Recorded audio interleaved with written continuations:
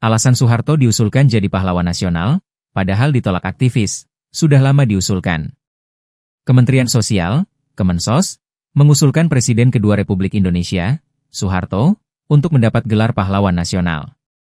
Usulan tersebut termasuk dalam daftar 40 tokoh yang diajukan kepada Dewan Gelar, Tanda Jasa, dan Tanda Kehormatan tahun ini.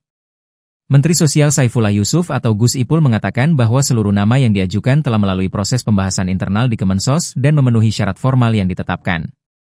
Selain Soeharto, tokoh lain yang diusulkan antara lain Presiden keempat RI Abdurrahman Wahid, Gus Dur, aktivis buruh Marsinah, ulama Syaihona Muhammad Holil dari Bangkalan, KH Bisri Syansuri, KH Muhammad Yusuf Hashim dari Tebu Ireng Jombang, Jenderal, Purnawirawan, M. Jusuf asal Sulawesi Selatan, serta mantan Gubernur DKI Jakarta Jenderal, Purnawirawan, Ali Sadikin.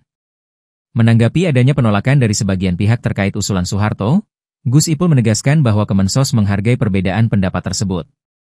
Usulan Soeharto menjadi pahlawan nasional sebenarnya bukan kali pertama mencuat.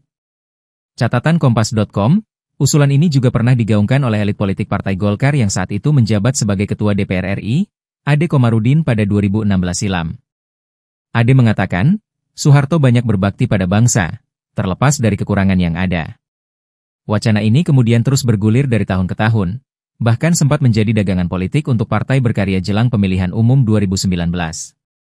DPP Partai Berkarya Badarudin Andi Picunang mengikrar janji, jika Partai Pecahan Golkar itu masuk Senayan, maka usulan Soeharto jadi pahlawan nasional bisa diperjuangkan lebih kuat lagi.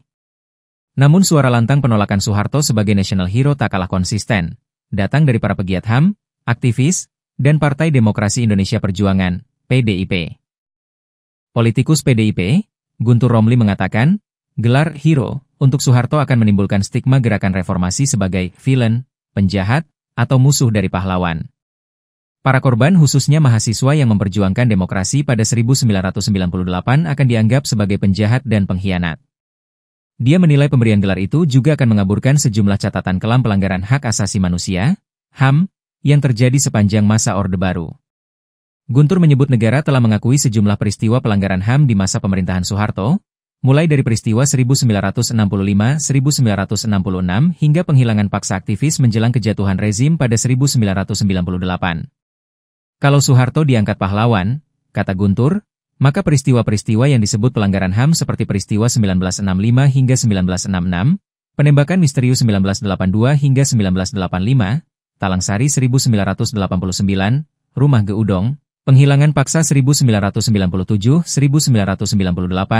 Trisakti, Semanggi I dan II, hingga kerusuhan Mei 1998 bukan lagi pelanggaran HAM, tapi bisa disebut kebenaran oleh rezim Orde Baru saat itu.